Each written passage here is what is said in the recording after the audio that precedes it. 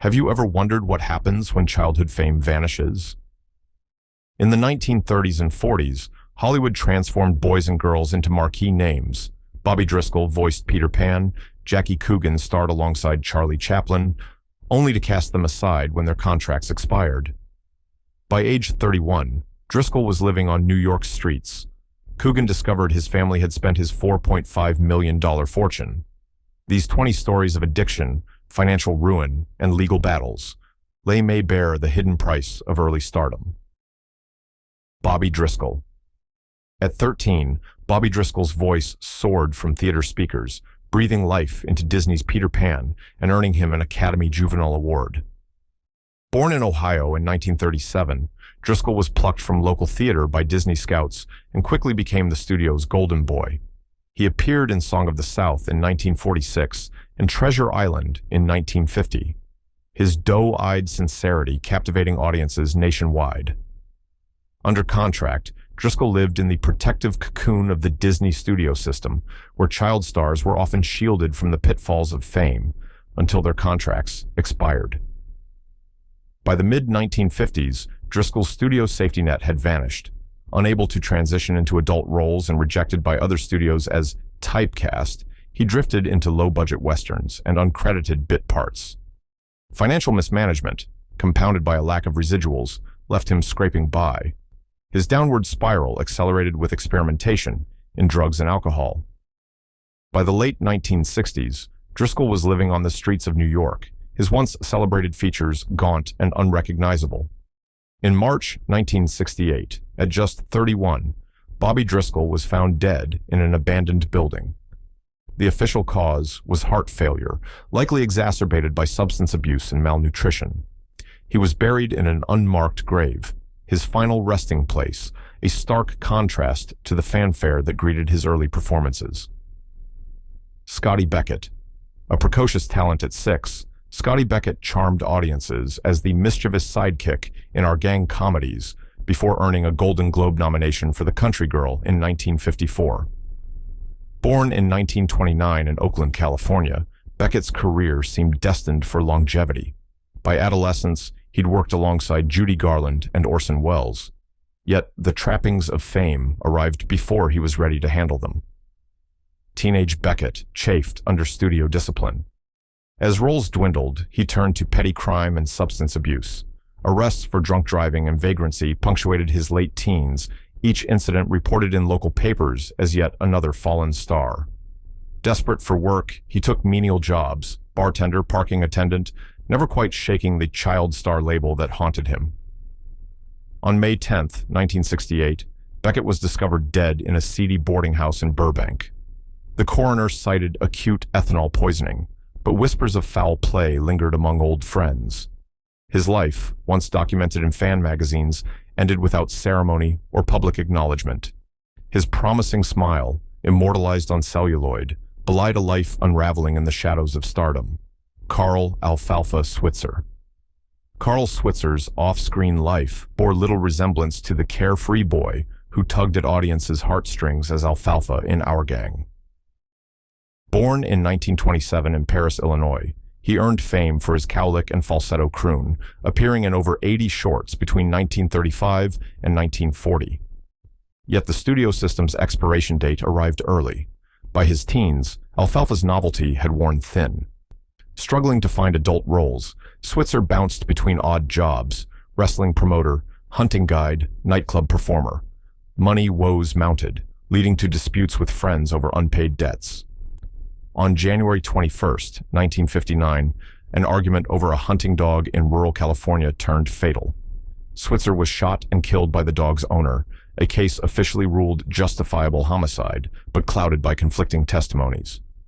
The coroner's report and subsequent newspaper exposés offered few answers. Some accounts suggested Switzer drew his own weapon. Others insisted he was unarmed. Regardless, the boy who once brought laughter to millions died over a pittance.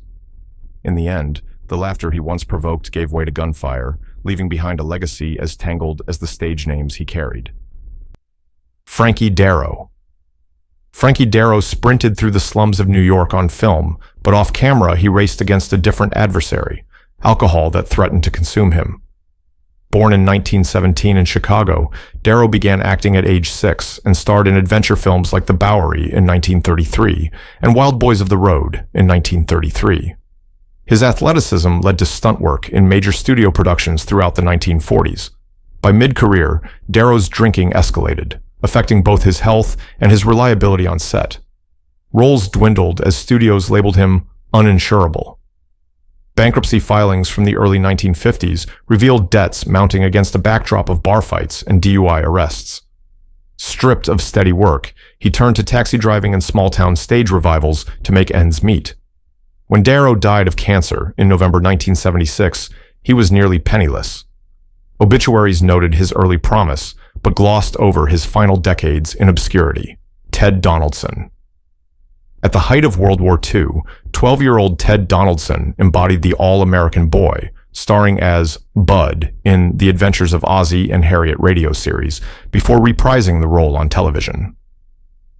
Born in 1933 in Brooklyn, New York, Donaldson's cheerful delivery and on-screen warmth made him a favorite among wartime audiences seeking light-hearted relief.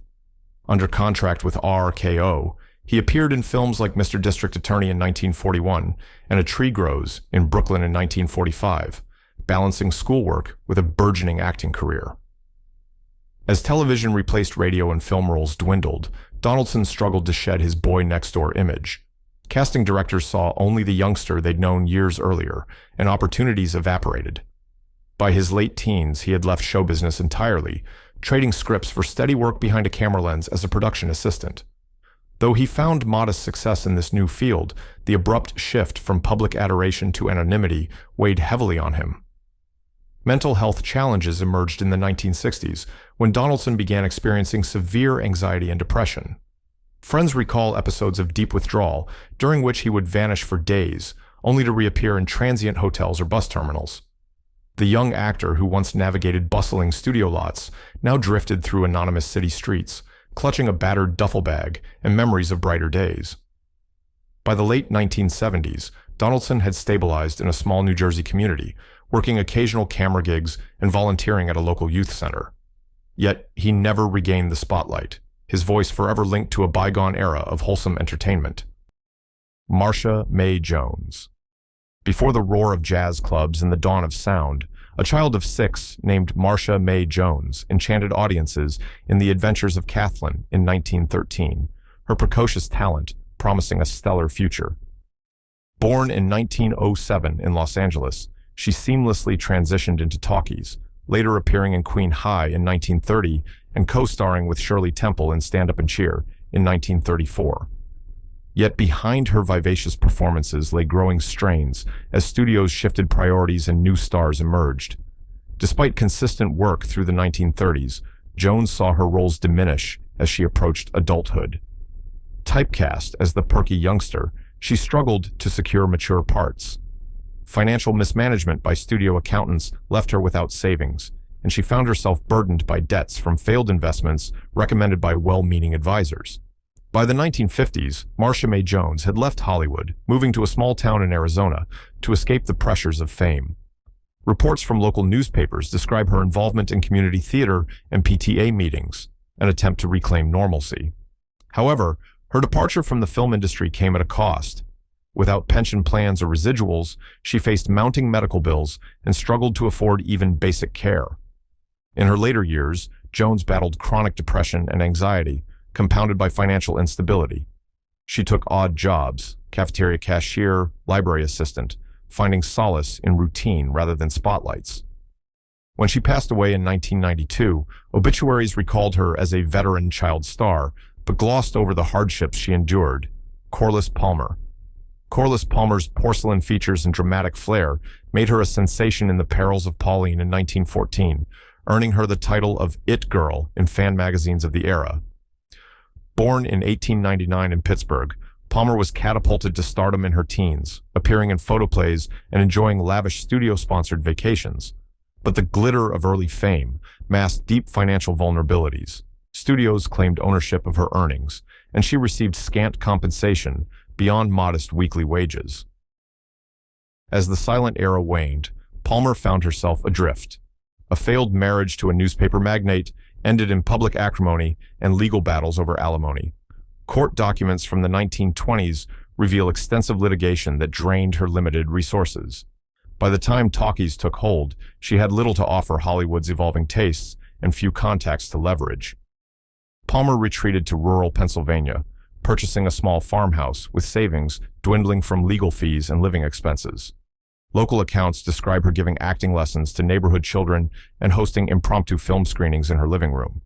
Yet these community activities provided neither financial stability nor the recognition she once enjoyed. In the 1940s, Corliss Palmer succumbed to chronic illness and poverty, relying on distant relatives for support. When she died in 1952, newspapers ran only brief death notices, omitting the luminous career that once enthralled audiences. Edith Fellows. A year younger than Corliss Palmer, Edith Fellows captivated silent filmgoers with her spirited performance in The Perils of Pauline in 1914 and later headlined her own series of Paramount shorts. Born in 1908 in Minneapolis, she was thrust into the limelight at age 5, her natural charisma earning her leading child status by age 7. Yet beneath the camera's gaze lay tumultuous family dynamics. Her mother's relentless ambition and her father's absence fostered early emotional instability. Fellows' career flourished through the late teens, but studio restructurings in the 1920s saw her contract terminated without warning. Without the backing of a major studio, she faced legal entanglements over unpaid debts to acting coaches and costume suppliers. Bankruptcy filings from 1927 detail creditors' claims, forcing Fellows to sell personal mementos and stage costumes to cover costs. She resurfaced in the 1930s as a vaudeville performer, traveling the Chitlin circuit and appearing in small theaters across the Midwest. Though the spotlight remained, earnings were meager and inconsistent. By the 1940s, Fellows had settled in Chicago, working as a typist and part-time drama teacher. Her occasional reunions with former co-stars offered bittersweet reminders of days when her name drew crowds. When Edith Fellows passed away in 1995, she left behind a scrapbook of faded playbills and yellowed photographs, a testament to a career that began under the silent film sun and ended in the quiet hum of office life. Ronald Sinclair. The 1930s saw Ronald Sinclair delight audiences as a mischievous child star in The Little Rascals, but behind the grin lay a struggle that few documented at the time. Born Richard Arthur Sinclair in Dunedin, New Zealand in 1924, he moved to Hollywood at age 6 and quickly landed bit parts in Hal Roach comedies. His impish charm and natural timing led to supporting roles alongside Laurel and Hardy in Babes in Toyland in 1934 and Way Out West in 1937. Under contract with MGM by age 10, Sinclair enjoyed a steady stream of film work, though studio publicity glossed over the long hours he endured on set. As adolescence arrived, so did typecasting. Casting directors saw only the cherubic boy they remembered, and adult roles proved elusive. In his late teens, Sinclair enlisted in the Royal Canadian Air Force, hoping to forge a new identity. Wartime service kept him away from Hollywood for 4 years, and upon his return, he found the industry had moved on. Without residuals or a pension plan, he faced financial uncertainty. By the early 1950s, Sinclair had reinvented himself behind the camera, working as an editor on British films. Though he found modest success, earning credits on low-budget thrillers, his name rarely appeared in trade publications. Interviews from the 1970s describe a man content with his craft, but nostalgic for the camaraderie of child star cohorts. He passed away in 1996 in Surrey, England, leaving behind a legacy more technical than theatrical. David Holt.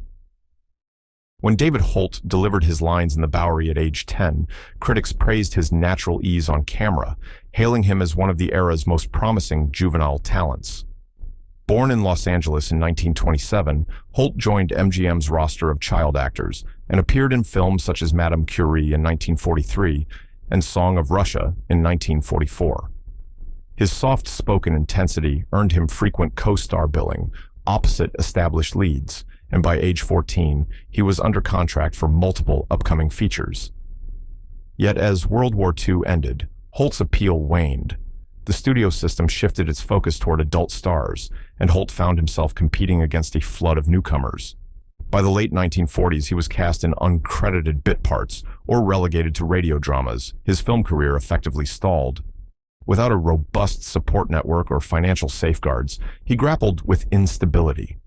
Reports from the 1950s indicate bouts of homelessness in downtown Los Angeles, where he reportedly stayed in flophouses between odd jobs as a parking attendant. Despite these hardships, Holt maintained ties to the entertainment community, volunteering at youth acting workshops and occasionally lecturing on his early experiences. In interviews late in life, he reflected on the abrupt shift from studio suites to Skid Row with a blend of resignation and gratitude for having once lived a child's dream. He passed away in 2003, his final years spent mentoring aspiring performers. Mickey Wrenchler. Few names evoke childhood innocence like Mickey Wrenchler, whose performances in Our Gang shorts charmed Depression-era audiences with his freckled grin and boundless energy. Born in St. Louis in 1928, Wrenchler joined Hal Roach Studios at age 7, appearing in over 32 reel comedies between 1935 and 1938. His supporting roles alongside Spanky, Alfalfa, and Buckwheat offered comic relief during hard times, making him a fixture of Saturday morning matinees. When the series ended, Wrenchler found the transition to adult roles nearly impossible. Typecast as the playful street kid, he was overlooked for teenage parts. By his late teens, he had left Hollywood entirely, returning to Missouri to attend high school and later enrolling at the University of Missouri on a modest scholarship. Though he graduated with a degree in journalism, Wrenchler struggled to secure stable employment in his chosen field. Financial pressures led him to work a succession of blue-collar jobs: postal clerk, factory assembler, and short-order cook, each offering security but little personal fulfillment. In the 1960s, local newspapers reported his involvement in community theater, where he directed children's plays, perhaps reclaiming a fragment of his on-screen past. Yet, he never returned to film or television. Wrenchler passed away in 1998 after a brief illness, remembered fondly by neighbors as a genial mentor to local youth. Billy Halop. Billy Halop commanded the screen as the tough-talking leader of the Dead End Kids, yet off-screen his life followed a very different script. Born in Brooklyn in 1920, Halop's streetwise persona in Dead End in 1937 and subsequent Warner Brothers features resonated with Depression-era audiences. At 17, he signed a lucrative contract that positioned him as one of Hollywood's foremost juvenile stars. However, the transition to adult roles proved rocky. By the mid-1940s, Halop's brash image clashed with the industry's evolving tastes. After a series of supporting parts, he enlisted in the U.S. Army during World War II, returning to find his former co-stars had moved on.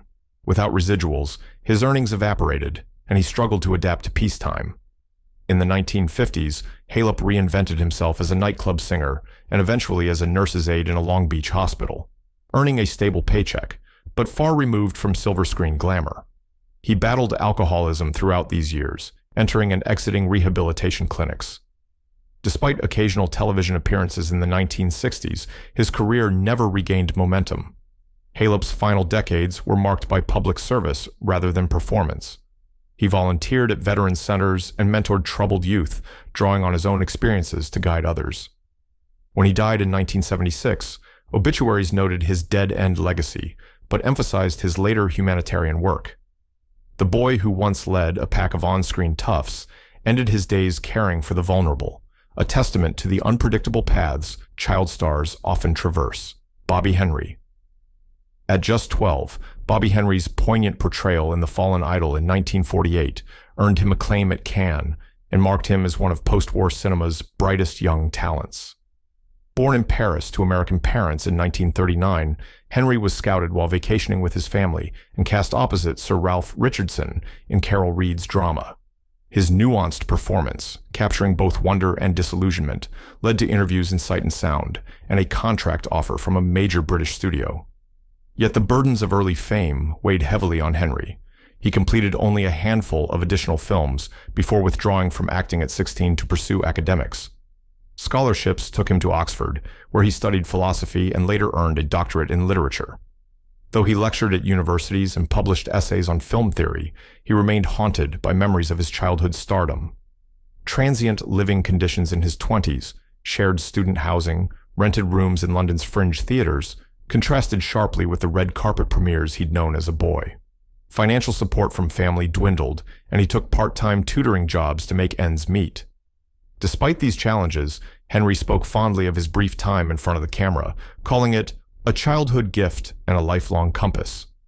In recent years, he embraced a quieter life in rural Scotland, writing memoirs and mentoring young scholars.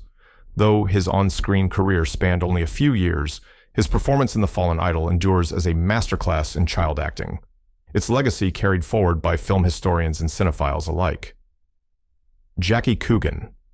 Few child stars endured exploitation as profoundly as Jackie Coogan, whose meteoric rise under Charlie Chaplin's wing belied a future fraught with betrayal and legal battles. Born in Los Angeles in 1914, Coogan was plucked from obscurity at age 4 to play the titular Little Tramp in The Kid in 1921. His face beamed from theater marquees worldwide, and by age 10, he was earning the equivalent of several $1 million in today's money. Yet behind the scenes, Coogan's earnings flowed not into a trust, but directly into his parents' coffers. When Coogan turned 18, he discovered that nearly all of his $4,500,000 had vanished. His mother and stepfather had spent his fortune on luxury cars, real estate, and personal extravagances. The shock of financial ruin, coupled with the loss of his childhood identity, propelled Coogan into years of odd jobs and transient living. During World War II, he enlisted in the U.S. Army, serving in North Africa and Europe, where letters home described cramped quarters and ration lines far removed from Hollywood's opulence. After the war, Coogan attempted to rebuild his career, landing small film roles and working vaudeville circuits. In 1938, he famously testified before the California legislature, leading to the passage of the Coogan Act, which mandated that a portion of child performers' earnings be set aside in trust. Though this legal victory secured protections for future generations, it came too late to restore Coogan's lost youth. He later found steady work as Uncle Fester on the Addams Family television series between 1964 to 1966, but his early years of betrayal and financial hardship left indelible scars. George "Spanky" McFarland. As the cherubic leader of our gang, George "Spanky" McFarland seemed destined for lifelong acclaim, but his post-childhood years told a starkly different story. Born in Dallas in 1928, McFarland joined the popular comedy shorts at age 3 and quickly became the face of a generation, appearing in over 70 episodes by the time he left the series at 10. Despite his fame, studio contracts offered no residuals, and McFarland's earnings evaporated under parental mismanagement and high living expenses. In adolescence, McFarland found few roles suited to his iconic persona. By the 1950s, he had enrolled at the University of Southern California but struggled academically and financially. He took work as a nightclub MC and later served in the U.S. Air Force, stationed overseas where letters home spoke of cramped barracks and rationed meals. Upon his return, he attempted a vaudeville comeback, but found audiences moved on to new faces. Financial precarity led McFarland to take a job as a truck driver in the 1960s, hauling freight across state lines to make ends meet. He occasionally resurfaced at fan conventions, autographing still photographed moments of his youth, but these appearances yielded modest compensation. When he died of a heart attack in 1993 at age 64, obituaries remembered his mischievous grin, but seldom noted the years he spent on loading docks and sleeper cabs. His story underscores how even the most beloved child stars can vanish into obscurity when the credits roll. Jackie Moran. Jackie Moran's boyish charm in early 1930s films concealed a life of financial precarity and obscurity. Born in 1923 in Kansas City, Missouri, Moran began acting at age 8, appearing in several Our Gang shorts before transitioning to minor roles in features like Little Women in 1933. Despite steady work through his preteen years, Moran received only weekly wages, with no provision for future earnings. After his final film credit at age 14, Moran's prospects dimmed. He returned to public school, but found the adjustment difficult. Peers knew him only as that kid from the movies. To support himself, Moran took jobs as a stock clerk, parking lot attendant, and finally as a laborer in a Kansas City warehouse. Interviews in the 1960s recount his pride in honest work, yet his demeanor often betrayed a wistful longing for the applause he'd left behind. Financial insecurity led Moran to live in cheap boarding houses where rent consumed the majority of his modest earnings. In the 1970s, local papers noted his volunteer work at youth centers, teaching children the basics of acting a role reversal from his own neglected tutelage. He never married or had children, dedicating his later years to community service rather than personal gain.